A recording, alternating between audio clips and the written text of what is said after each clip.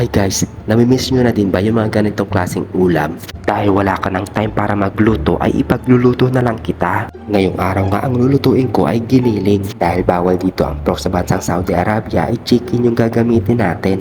Kinuha ko na nga din pala itong 3 siling haba. Naglakad na nga ako dito papunta sa kusina para ibabad yung chicken na frozen natin. Mga ganitong klaseng ulam nga yung sobrang namimiss ko sa Pilipinas. Kahit pagod ako at kagagaling ko lang sa trabaho ay magluluto pa rin ako. Kasi kung hindi ako mag-aasikaso ay wala rin akong uulamin. Wala namang kasing karinderya dito na pwede kang tumakbo kapag tinatamad ka magluto. Kaya obligado ka talaga magluto para sa sarili mo. May mabibilihan naman dito sa labas kaso hindi lutong Pilipino. Syempre Pilipino tayo kaya tatangkilikin natin yung panlasang atin. Alam nyo ba dito sa bansang Saudi Arabia iba't ibang pagkain ang makakakain nyo. Meron Pakistan food, meron Saudi food, meron Indian food. Lahat dito meron kompleto. Depende na lang sa'yo kung magugustuhan mo yung luto nila. Pero masarap din naman sila magluto. Dahil hilig ko nga rin ang pagluluto kaya ako na lang ang magluluto para sa sarili ko. Iniwa ko na nga din pala yung sibuyas na paganyan lang.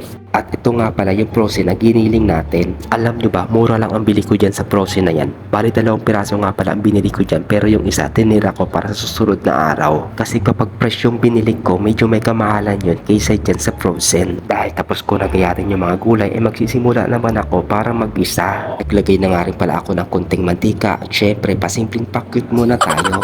Inuna ko na nga din pala ang paglagay ng bawang at isinunod ko na nga din pala itong sibuyas. Mix nga lang natin ito hanggang sa maging golden brown. Kapag medyo naaamoy mo na mabango ay ilalagay na natin itong giniling. Tapos kapag nailagay na yung giniling ay maglalagay tayo dito ng konting pamintang powder. Mix lang natin ito ulit hanggang sa maging golden brown yung giniling. Palalabasin lang natin yung pinakakatas niya dyan. Dahil malambot na yung giniling ay ilalagay ko na itong carrot. Tapos konting gisa-gisa lang at ilalagay na natin itong repolyo. Yung patatas pala. Mix ulit tapos ilalagay natin itong red bell pepper. Ayan, kapag nailagay na ay pwede na rin natin ito isunod yung siling haba. Bali 3 siling haba nga pala yung inilagay ko para I love you. Syempre maglalagay rin ako dito ng konting green peas. Ngayon maglalagay na tayo dito ng mga pampalasa. Maglagay tayo dito ng konting asin at syempre magic sarap. Peke naman magic sarap, lagi na lang kita piniplex. Ayan, syempre maglalagay rin ako dito ng oyster sauce. Maglagay rin tayo dito ng konting patis at syempre itong tomato paste. Kahit anong klaseng brand ng tomato paste pwede dyan at syempre kung may ketchup kayo pwede nyo rin lagyan yan. Ayan, mix ulit dahil kulang naglagay ako ulit ng tomato paste at nagdagdag rin ako dito ng konting ketchup. Naglagay rin ako dito ng konting asukal para balanse. At pinakuluan ko lang ito ng 10 minutes at ayan, ready to serve na.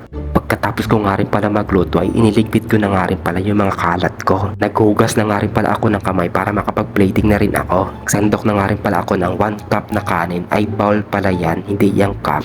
Syempre maglalagay na rin tayo dito ng ating ulam.